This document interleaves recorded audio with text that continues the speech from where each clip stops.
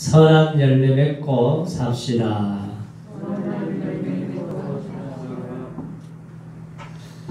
자, 아담이 범죄한 이후 사람들이 살아가면서 말을 하고 살아가는 여러 가지 모습을 보면은 이 악한 행동으로 인해서 두려움과 슬픔과 고통을 가져다 줍니다.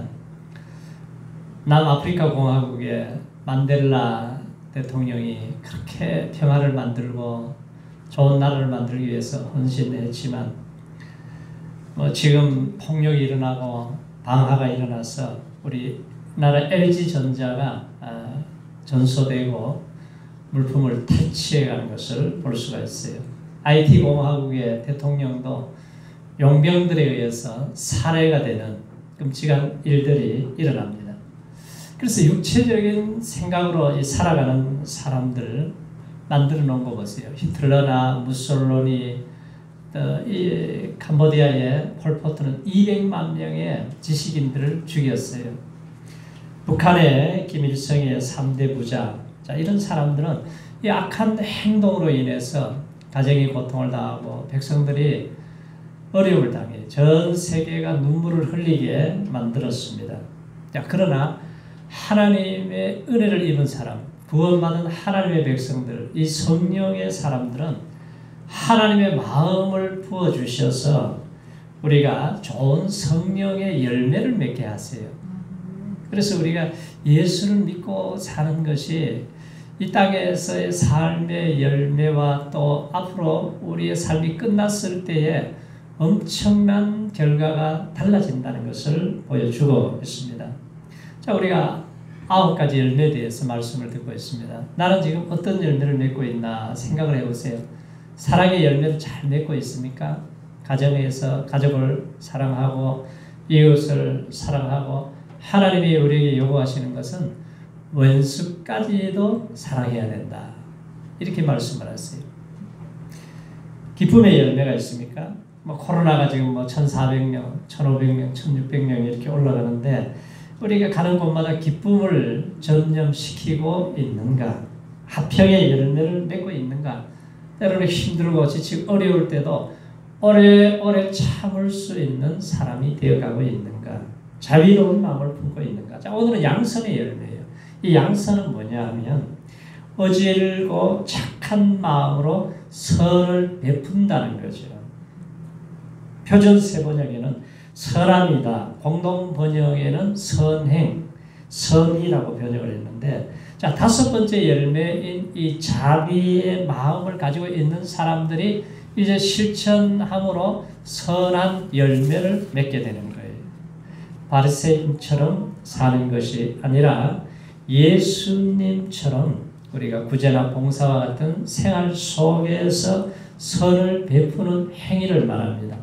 자, 자비는 친절을 말해요.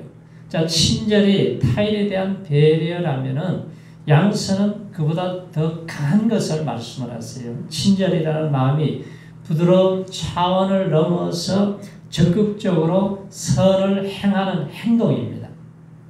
친절이 이례적이라면은 양선은 계속 지속적인 거예요. 그래서 친절이 대부분 말이나 얼굴 표정이라면은 양선은 자기 손해가 있어야 되는 거죠. 그래서 성령이 임하면은 성령님은 우리의 마음을 착한 사람으로 자꾸 선한 일을 하게 만들어 주시는 거예요. 그러나 사람이 세상 속에 깊숙이 들어가면은 자꾸 교만해지고 악해지고 강팍해지고 그냥 아주 사나워지지 않습니까?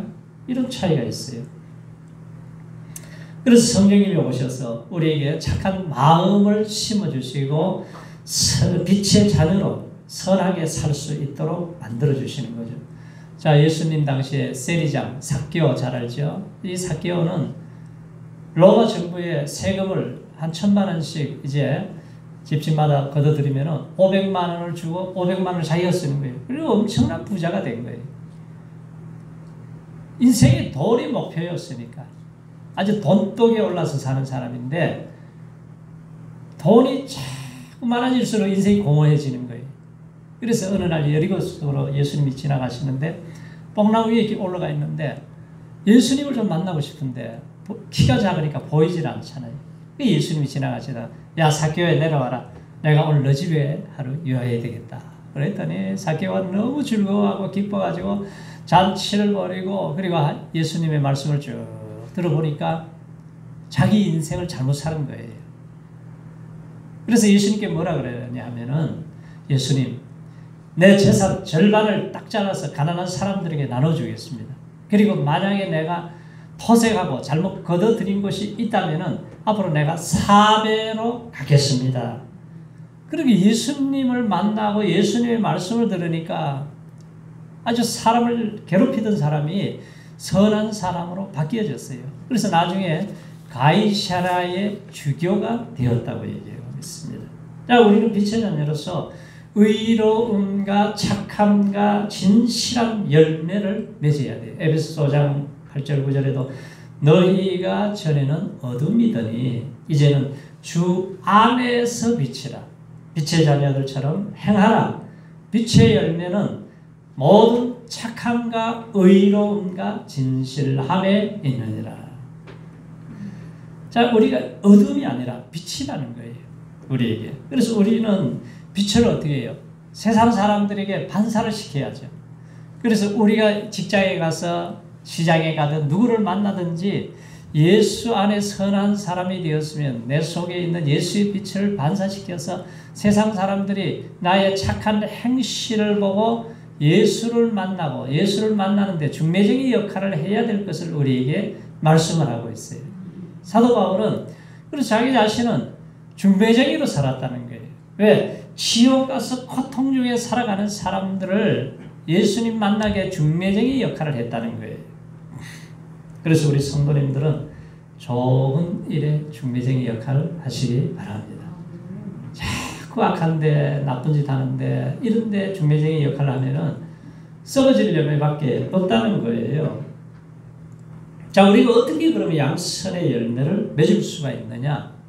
자, 우리가 내 안에 사시는 예수님을 내가 주인으로 모시고 살아갈 때에 양선의 풍성한 열매를 맺을 수가 있습니다.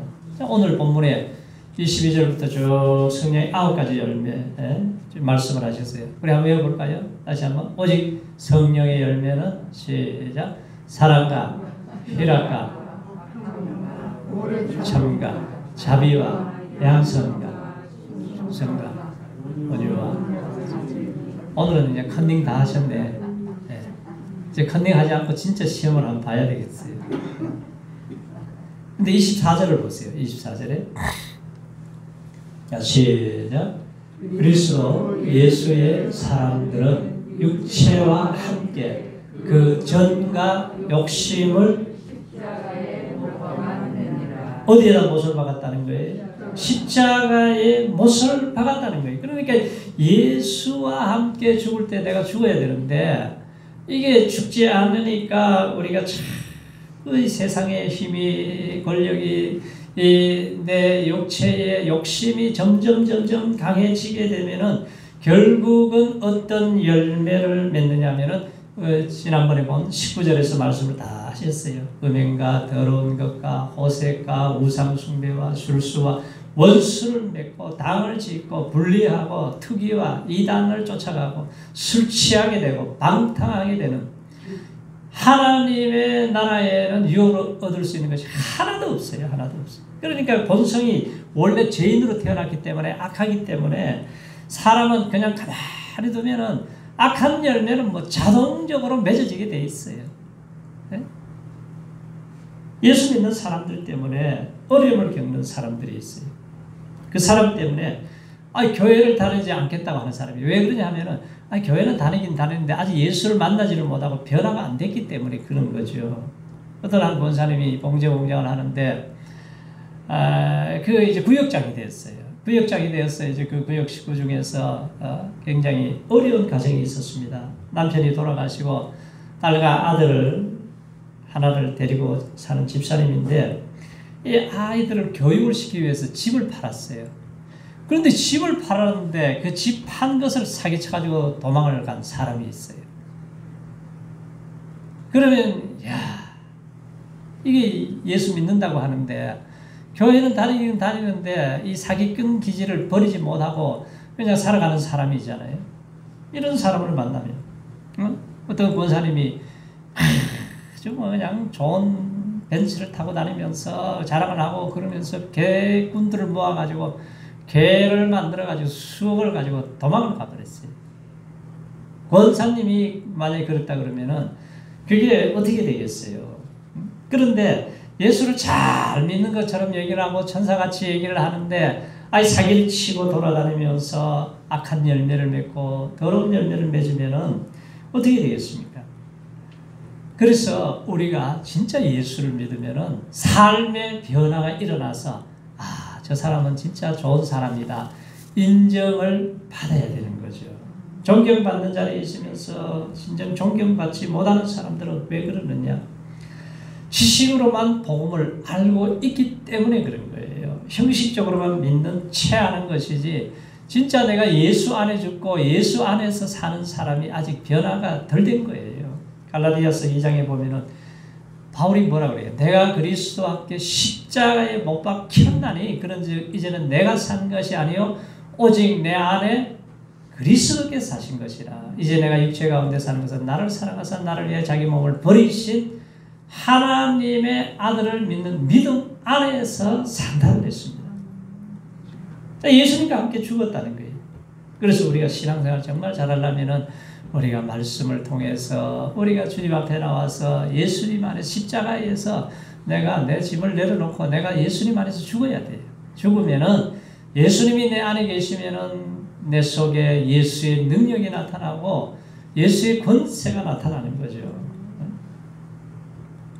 사람들이 예배를 드리고 끝나고 나면은 은혜 받은 얘기를 좀 해야 되는데 그냥 세상 얘기하고 수다 떨고 맨날 하는 소리가 권사님, 장로님, 집사님 험담이나 하고 그 재미로 사는 사람들이 있어요. 이 사람들이 무슨 선한 열매를 맺겠어요? 변화가 안 되는 거예요. 삶의 변화가 안 돼요. 그래서 우리는 내가 십자가에서 죽어야지만이 예수님이 내 속에 살아서 역사하실 때에 내 속에서 좋은 열매를 맺게 될 줄로 믿습니다. 그래서 죽고자 하는 자는 살고 살고자 하는 자는 죽는다는 거예요. 어떤 목사님이 군대를 가서 진짜 예수를 만나고 변화되어서 군대 갔다가 목사 된 사람이 있어요. 이분은 원래 악한 사람이에요. 아주 얼마나 악한지 이제 신병이 하나 딱 들어왔어요. 종교를 알아봐요. 어디 종교를 가지고 있느냐? 예수 믿습니다. 그래?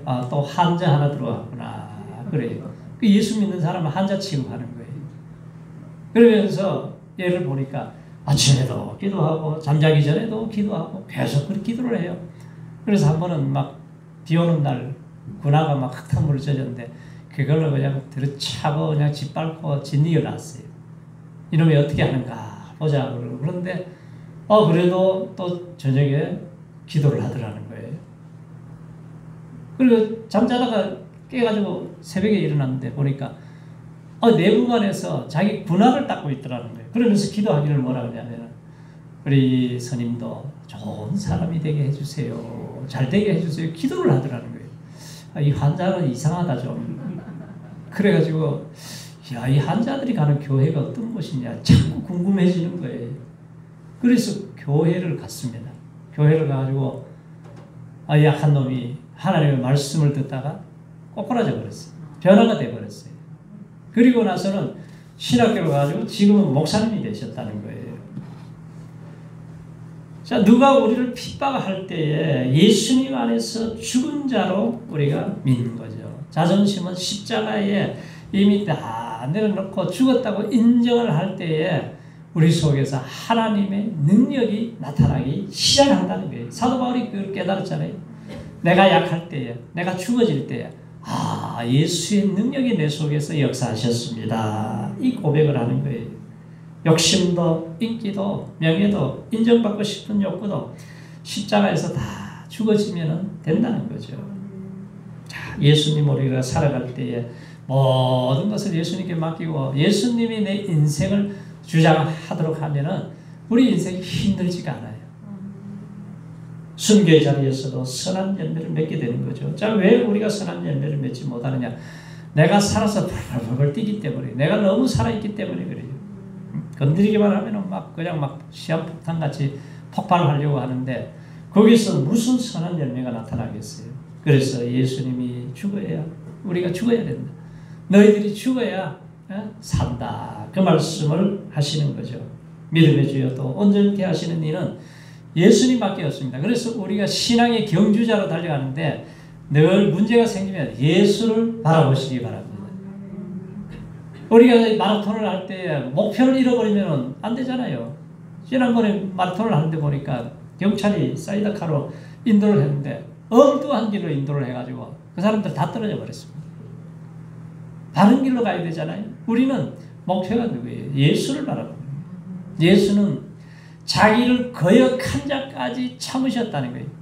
십자가의 즐거움을 위해서 모든 것을 인내하시고 참으시고 받아주시고 달라지게 하시는 거죠. 자, 우리가 십자가를 바라볼 때 말이 달라지고 생각이 달라지고 행동이 달라지고 달라지는 거예요. 그래서 예수님은 선한 목자다. 선한 목자. 자, 그러면은 우리가 선한 열매를 맺으려면은, 양선의 열매를 맺으려면, 성령의 9가지 열매를 맺으려면은 어떻게 해야 돼요? 원리는 다 아시잖아요. 성령 충만해야 된다는 거예요. 성령 충만함에 대해서 제가 여러 번 설교를 말씀을 드렸습니다. 그래서 우리가 성령 충만해야 돼요. 양선의 열매는 도덕적으로 열매 맺혀지는 것이 아니에요. 자, 예수를 믿고 우리가 기도하고 하나님의 말씀을 듣고 우리가 성령으로 충만할 때에 우리가 성령의 열매를 맺습니다. 성령이 충만하면은 내 삶의 생각과 입술과 나를 모든 것을 성령님이 지배함으로 이끌어가는 거예요. 그렇지 않고 세상에 나가서 때가 묻고 세상 생각으로 정욕적인 생각으로 가득 차 있으면은 이 두 사이는 날마다 싸우고 대적이 되어서 원수관계로 만드는 거죠. 그래서 육체를 위해서 심느냐, 성령을 위해서 심느냐, 그 사람이 하루를 살고 나고 1년을 살고 평생을 살고 나면은 반드시 열매가 맺혀지는데 예수님이 뭐라 그래요? 열매로 내가 너를 평가한다. 열매로 그들을 알지라고 말씀을 하셨어요. 그래서 육체를 심을 때 맺혀지는 열매는 디모데후서 3장에 보면은 사람들이 자기를 사랑하며 돈을 사랑하며 자랑하며 교만하며 비방하며 부모를 거역하며 감사하지 않아요. 거룩하지 않아요. 무정하고 원통함을 풀지를 않습니다. 모함하며 절제하지 못해요. 사납고 선한 것을 좋아하지 않습니다. 배신하고 조급하고 자만하고 쾌락 사랑하기를 하나님보다 더 사랑합니다. 경건의 모양은 있는데 경건의 능력을 부인한다고 그랬어요. 능력을. 그래서 성령 충만하지 못하면은 마음속에 심겨진 이것들이 수시로 몸 밖으로 튀어나와서 우리를 악한 사람으로 만들고 악한 열매를 맺을 수밖에 없는 거예요. 성령의 열매는 풍성하게 맺는 영적인 이 싸움에서 우리가 승리하기 위해서는 우리가 성령의 사람이 되도록 시간과 좋은 것을 계속 투자를 해야 되는 거예요. 그냥 자동적으로 되나요? 곡식을 심어 놓으면은 이 잡초는 뭐 건드리지 않아도 계속 얼마나 잘 자라요. 근데 그걸 뽑아내고 또 거름을 주고 물을 주고 잘 가꾸어야 되듯이 내 영혼도 잘 가꾸어야 되는 거예요. 그래야지만이 우리가 성령의 사람이 되어서 우리가 매일매일 주님과 동행하면서 우리가 지혜롭게 살아갈 수가 있습니다. 그렇지 않고 세상 생각으로 악한 생각으로 가득 찬 사람이 복권에 당첨되니까 집안에 쌈박질을 하고 이혼을 하고 갑자기 말이죠. 부자가 되니까 문제가 생겨. 권세가 많아지니까 문제가 생겨. 그런데 성령의 사람은 안 그래요. 부자가 되면 될수록 더 선한 일을 크게 만들고 우리가 권세가 있으면은 더 어렵고 힘든 사람들을 도와주고 그게 차이가 있는 거예요. 그래서 우리 성령님이 우리의 삶을 내 삶을 지배하도록 하시기를 축원합니다. 바울이 성령 충만하니까 그 예수 믿는 사람을 그렇게 악하게 만들고 죽이고 돌아다니던 사람이 복음의 전도자가 되어서 연병이 되어버리잖아요. 연병. 예? 베드로가 성령 충만하니까 예수를 모른다고 거짓말하고 도망친 사람이 성령 충만하니까 한번 설교를 통해 가지고 3,000명이 구원을 받아요. 바나바 같은 사람이 성령이 충만하니까 이 초대교회 때 사람들이 굶어 죽어가고 힘든 때 자기 밭을 다 팔아가지고 교회에다 헌금을 해서 그 공동체가 아주 풍성하게 만들어주는 역할을 하게 됩니다. 미국의 전 대통령 지미 카터 아시죠? 지금 96세예요. 지난 10일 날이 결혼한 지 75주년이 됐습니다. 로잘린 여사는 93세입니다. 그랬더니 그 750명 정도 사는 시골 마을이잖아요. 땅콩밭주의. 네? 그런데 그곳에 빌 클린턴 대통령, 힐러리 클린턴, 그리고 이제 조지 테너 테드 CNN 국장과 또 이 하원 의장, 낸시 펠러스라든지 유명한 가수들이 한 350명이 가가지고 축하를 해줬어요. 근데 이 지미 카터 대통령이 진짜 신앙이 좋은 사람이에요. 재선이 안 됐습니다.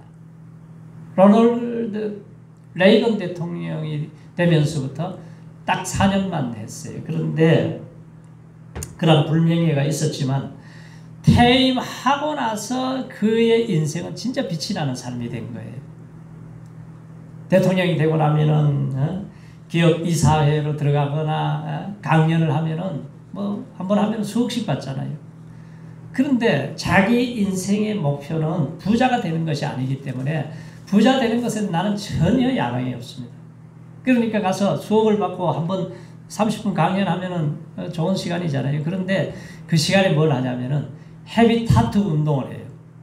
전 세계 집이 없는 사람들이 가가지고 땀을 뻘뻘 흘면서 집을 지어주고 그리고 저개발 국가의 민주적 투표에 참관인으로 가서 봉사를 하고 질병 퇴치, 인권 증진을 위해서 북한과의 뭐 관계가 좀 안 좋아지면 또 특사로 가기도 하고 이런 일을 합니다.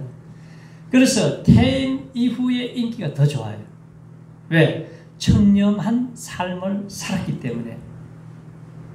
그래서 지금 어디 사냐면은 50년 전에 지은 그 농장을 하면서 지은 집이에요. 지금 시가로 보니까 2억 5천만 원. 평균적으로 굉장히 낮은 집안이죠. 방툭한밖에 없는데 이제 거기서 생활을 하면서 살아가고 있습니다. 그리고 이웃집에서 식사 초대하면 종이 접시 가지고 같이 식사를 하고 차이점이 뭐냐 하면은 뒤에 항상 경호원 3명이 따라 붙는 것. 그게 대통령이구나 하는 것을 알게 합니다. 그래서 그가 로잘린 여사에게 75주년 결혼 기념일을 맞이해서 내게 꼭 맞는 여성이 되줘서 특별한 감사를 합니다. 정말 많이 사랑합니다. 그래요. 그랬더니 그 부인 로잘린 여사는 자기는 남학생에 관심도 없고 결혼 생각하지도 않았는데 카트가 나타나서 내 인생을 이렇게 흥미있게 만들어줘서 고맙습니다. 그래요. 중국에 복음이 들어가기 힘들 때 카트가 가가지고 계속 단판을 하고 성경 문이 열리게 만들고 성경을 찍어서 보고받도록 만들고 그 일을 했습니다. 우리나라에도 오면은 늘 복음을 전했어요. 주일만 되면은 예배를 드려요. 어디 갑니까? 아니요. 주일날 무슨 일이 있어도 11시에는 예배를 드려요. 우선순위의 삶이 다르죠. 그러니까 이 아름다운 양선에 좋은 열매를 맺고 있습니다. 정말 이 사람계에 우리가 교회에 나와서 예배 드리는 것은 요즘 기적입니다. 기적. 감사하면서 예배 드리시기 바랍니다. 자, 우리가 선한 일을 하다가 낙심하거나 포기하지 말라 그래요. 선을 행하면 낙심하지 말아야 할 이유가 때가 되면은 열매가 나타나기 때문에 그렇습니다. 우리가 선을 행하면서 때로는 많이 힘들 때마다 낙심할 때가 많잖아요. 낙심하지 말라는 거예요. 만사는 기한의 때가 있어요. 날 때가 있으면 죽을 때가 있고 사랑할 때가 있으면 미워할 때가 있고 전쟁할 때가 있으면 평화할 때가 있고 다 범사의 기한이 있다는 거예요. 우리가 낙심하고 포기하지 말아야 할 이유는 뭐냐? 하나님은 만홀히 여김을 받지 않는다는 거예요. 스스로 속이지 말라. 하나님은 만홀히 업신여김을 받지 아니하시기 때문에 너희는 미혹되지 말라. 하나님께서는 조롱을 받지 아니하신다는 거예요. 우리가 뿌린 것은 그대로 거두기 때문에 심은 대로 거둔다는 거예요. 자기 육체를 위해서 심는 것은 썩어질 것을 거두고 성령을 위해서 심는 것은 성령의 열매, 영생을 거두게 되는 거죠. 우리가 살아가다 보면은 이렇게 건강이 힘들어질 때가 많아요. 암세포가 생기기도 하고 또 요즘 코로나 바이러스로 인해서 얼마나 참 힘들게 살아가는지 모릅니다. 이 죽어가는 사람을 이것은 치료해 주는 것이 아니라 자꾸 전염을 시켜서 사람들을 죽이고 괴롭힙니다. 지금 보니까 코로나 확진자들이 1억 9천만 명이 넘었어요. 그 중에서 죽은 사람도 보니까 409만 명 이상이 지금 죽었습니다. 그런 시대에 우리가 살아가요. 4단계에 이 코로나는 만나기만 하면 밥만 먹어도 확산이 되고 같이 그냥 앉아 있어도 확산이 되고 무슨 어디 갔다가 만나는 사람마다 이게 확진자를 만나면은 고통을 당하잖아요. 그런데 이 복음은 뭐예요? 복음의 바이러스는 가는 곳마다 살리는 역사가 일어나는 거예요. 사람을 바울이 가서 만나기만 하면은 예수로 변화되고 같이 식사를 해도 예수로 변화되고 어떤 동네에 들어가면은 바울을 보고 연병이라고 그래요. 연병. 왜 가는 곳마다 다 복음화 되어서 유럽의 문화가 꽃을 피우고 정치가 살게 만들고 가는 곳마다 살리는 역사가 일어나는 것이 이 복음이에요. 그래서 우리가 4단계 때에 사람도 오후 2시가 되면은 식당이 조용하더라고요. 보니까 우리 동생도 보니까 식당이 사람이 2, 3사람밖에 못 오니까 문을 2주가 그냥 닫는 게 낫겠다고 닫아버렸다고 그러더라고요. 힘드니까. 자, 이러한 때에 우리가 사람을 만나기 힘들고 이러한 때는 하나님과 만나는 시간을 가지시기 바랍니다. 하나님과 대면하는 시간이 길어져야 돼요. 네? 우리가 염려할 시간에 기도하고 우리가 더 많이 염려할 시간에 감사 기도하고 걱정할 시간에 하나님의 말씀을 듣고 읽고 우리가 걱정할 염려할 시간에 두려워할 시간에 우리가 찬양을 드리면서 내 영혼의 부흥이 일어나도록 해야 돼요. 이걸 기회로 삼아야 되는 거예요. 그냥 염려할 시간에 시간 다 낭비하지 말고 우리가 그런 시간을 만들어서 우리가 하나님께로 다 가까이 가게 되면은 내 영혼의 부흥이 일어나야 이제 코로나가 끝나갈 때에 부흥이 일어난 사람은 그 사람을 통해서 반드시 하나님의 부흥의 역사를 보게 하실 줄로 믿습니다. 우리 성도님들이 요즘 얼마나 힘들게 살아가요. 그렇지만 우리가 하나님의 은혜를 입고 살면은 힘들지 않아요. 하나님의 은혜가 있으면은 절대로 힘들지 않아요. 하박국 선지자가 창자가 들려 썩어져가는 고통을 당하면서 나라가 위기를 당하고 망할 위기가 찾아오고 어려울 때에 구원의 하나님에 의해서 영혼의 부흥이 일어나니까 내가 하나님으로 인하여 기뻐하고 즐거워합니다. 암사슴같이 산을 뛰어넘어가듯이 그런 힘을 하나님이 주셨습니다. 이 고백을 하잖아요. 그래서 하나님 우리를 지으신 것은 선한 일을 위해서 지으셨다 그래요. 너희는 택하신 족속의 왕같은 제사의 거룩한 나라의 소유된 백성으로 불러주신 것은 너희를 어두운 가운데서 빛 가운데로 인도하는데 아름다운 덕을 선전하게 하기 위해서 우리를 불러주셨다는 거예요.